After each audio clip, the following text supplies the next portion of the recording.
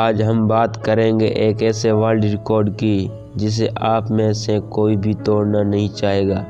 इस कहानी का नायक मेक्सिको के कोस्टा एजुअल नामक बस्ती का मछुआरा ओजे साल्वाडोर अल्वरेंगा है। 12 नवंबर 2012 की शाम अल्वरेंगा अपने एक युवा साथी एजाकिएल के साथ समुद्र में 120 किलोमीटर की दूरी मछली पकड़ने गया था। मात्र 7 मीटर लंबी खुली नाव में उनके पास एक छोटे फ्रिज के अलावा सुरक्षा के नाम पर एक रेडियो यंत्र मात्र था। रात 1 बजे एक भयंकर तूफान ने उन्हें घेर लिया। घंटों तक मशक्कत करने के बाद अंततः वे किनारे के नज़दीक पहुंच चुके थे। उनका शहर उन्हें लगभग 25 किलोमीटर दूर था और नगर में मौजूद पहाड़ियां उन्हें दिखाई देने लगी थी। तूफान को परास्त कर जिंदा बच निकलने का जश्न मनाने की शुरुआत ही हुई थी कि मौत ने नाना रूप धारण कर उन्हें अपने शिकंजे में कसने की शुरुआत कर दी थी। शहर के नज़दीक पहुंचते ही उनकी नाव में लगी मोटर खराब हो गई। बिना किसी चाकू अथवा पतवार के तूफान ने एक बार फिर उन्हें तट से दूर धकेलना शुरू कर दिया। हड़बड़ी में उन्होंने रेडियो द्वारा अपने बॉस से संपर्क कर मदद मांगी कि इतने में उनका रेडियो भी खराब हो गया और विवशता के घूंट पीकर समुद्र की लहरों पर सवार नाव में ऐसा भटकना उनकी नियति बन गया।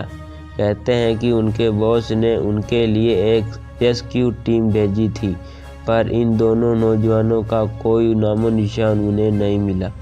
5 दिन बाद तूफान के रुकने तक उनकी नाव समुद्र में लगभग 500 किलोमीटर दूरी तक धकेली जा चुकी थी। वे पृथ्वी के सबसे बड़े प्रशांत महासागर के उस हिस्से में थे जहां मालवाहक जहाज़ों की कोई खास आवाजाही नहीं थी। अल्वरेंगा का कहना है कि एक बार उन्होंने एक मालवाहक जहाज़ देखा था, पर उनके चिल्लाने के बावजूद जहाज़ के यात्रियों ने उन्हें बचाने में कोई दिलचस्पी नहीं दिखाई। उनके पास फ्लेयर गन नहीं थी और वे जानते थे कि उनकी नाव इतनी छोटी है कि आसमान से गुजरने वाला कोई विमान शायद उन्हें देख पाए। मछली पकड़ने के उनके कांटे तथा अन्य यंत्र भी तूफान में खो चुके थे। सोचिए, अगर इस स्थिति में कोई मनुष्य फंस जाए जब उनकी निगाहों को चारों ओर मौजूद समुद्र की अथाह राशि के अलावा कुछ नज़र नहीं आए, बच निकलने की कोई उम्मीद नहीं हो, तो कोई भी कितने दिन खुद को संभाल सकता है। इन हालातों में कोई भी इंसान शायद मानसिक तौर पर बुरी तरह टूट जाए, और यही अल्वरेंगा के साथी एजाकिएल के साथ हुआ। उसने 4 महीने बाद मानसिक अवसाद से अपने प्राण त्याग दिए। 6 दिन तक एजाकिएल की लाश को नाव में रखने के बाद अंततः भारी मन से अल्वरेंगा ने अपने दोस्त को समुद्र में समाधि दे दी। अल्वरेंगा मानसिक रूप से मजबूत एक अनुभवी मछुआरा था। उन्होंने हालातों से हार नहीं मानी और हाथों से ही मछली तथा चिड़िया को पकड़ना स्टार्ट कर दिया और उन्हें खाने लगे।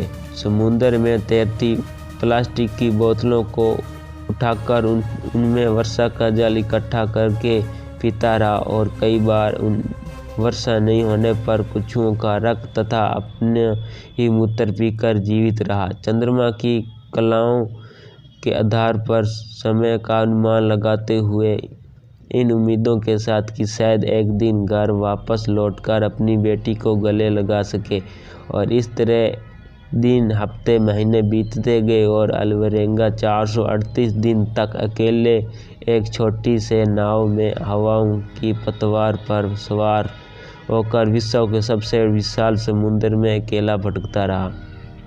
12 जनवरी 2014 घर छोड़ने के पश्चात 11 महीने तक लगभग 10,000 किलोमीटर भटकने के बाद अंततः अल्वरेंगा ने पहली बार किसी ज़मीन को देखा।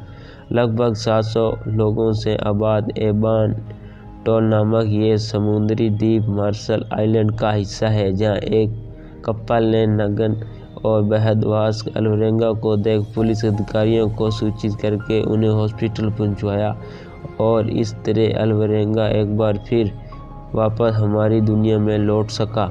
अल्वरेंगा की कहानी पर किताब लिखी जा चुकी है। वापस लौटने के बाद भी उनके लिए चीज़ें असमान साबित नहीं हुई।